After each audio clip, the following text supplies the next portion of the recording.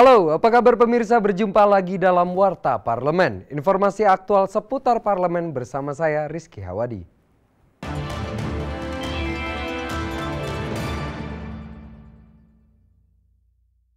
Ketua Komisi 8 DPR RI bersama Menteri Agama melakukan peletakan batu pertama renovasi Madrasah Aliyah Negeri 2 Lamakera dan meresmikan 24 madrasah ibtidaiyah seprovinsi Nusa Tenggara Timur menjadi negeri untuk menciptakan peradaban pendidikan Islam yang lebih maju.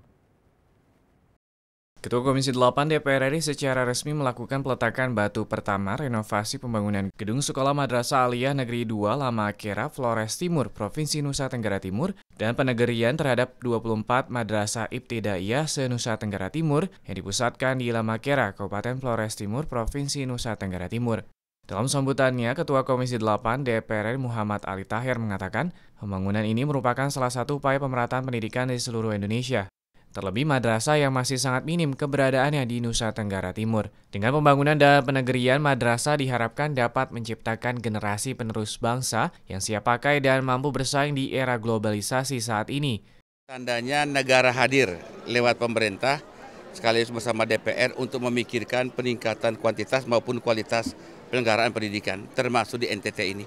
Jadi kami bersyukur Kementerian Agama sangat komit dan juga kami selalu memberikan perhatian dan dorongan agar kemitraan dengan DPR dan pemerintah ini terus berlanjut dalam kaitan dengan pembentukan kualitas pendidikan yang bagus, sekali juga pembentukan karakter.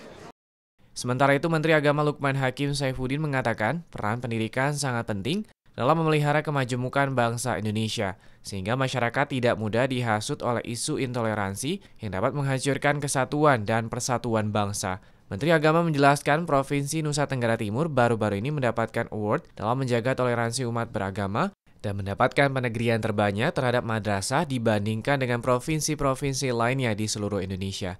Ya tentu kita bersyukur ya, jadi kami pemerintah Kementerian Agama dengan dukungan penuh dari Komisi 8 DPR RI, Alhamdulillah tahun ini bisa menegerikan sejumlah madrasah tidak kurang dari 158 di 19 provinsi dan khusus hari ini di NTT, di Lamakera ini secara simbolis kami menegerikan beberapa madrasah dan semua umat beragama yang beragam itu hidup rukun, hidup damai di NTT ini, bahkan di satu keluarga dengan berbagai agama yang dianut itu bisa hidup dengan baik dan ini menjadi miniatur dari Indonesia secara keseluruhan yang juga sekarang Indonesia menjadi salah satu contoh atau model dunia dalam melihat bagaimana agama itu bisa menginspirasi sekaligus memotivasi kita semua dalam menyikapi keragaman.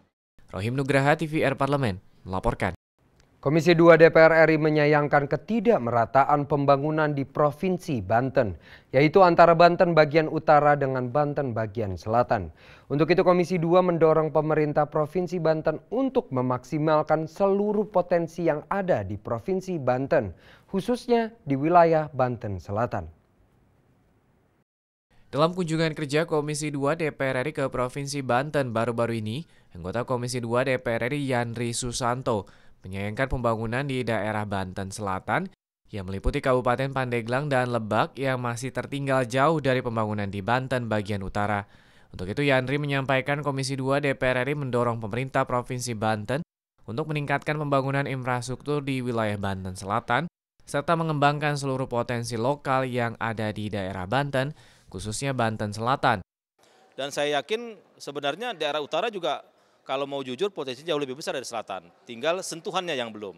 Nah oleh karena itu misalkan ada rencana pembangunan tol, kawasan ekonomi terpadu, saya kira itu langkah awal yang tepat untuk memajukan. Senada dengan Yandri Susanto, anggota Komisi 2 DPR RI Aceh Hasan Sajili meminta pemerintah Provinsi Banten untuk segera merealisasikan program prioritasnya dalam membangun daerah Banten Selatan, khususnya di sektor pendidikan, pertanian, dan infrastruktur jalan, yang dapat mendukung pertumbuhan ekonomi dan peningkatan taraf hidup masyarakat Banten Selatan. Mereka sudah punya desain tentang bagaimana mengatasi kesenjangan antara utara dan selatan.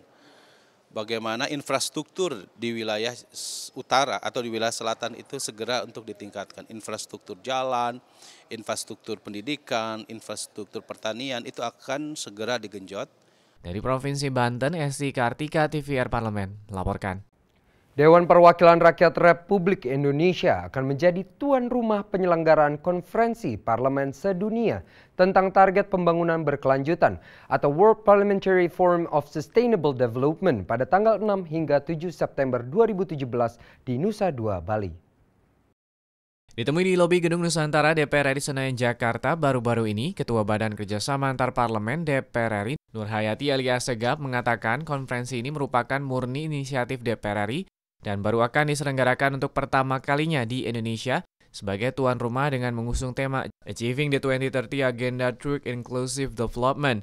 Nur Hayati menjelaskan ada beberapa poin isu dari Indonesia yang nanti akan diangkat dalam konferensi tersebut, seperti Leave No One Behind, Ending Violence, Sustaining Peace, SDGs, and Climate Action.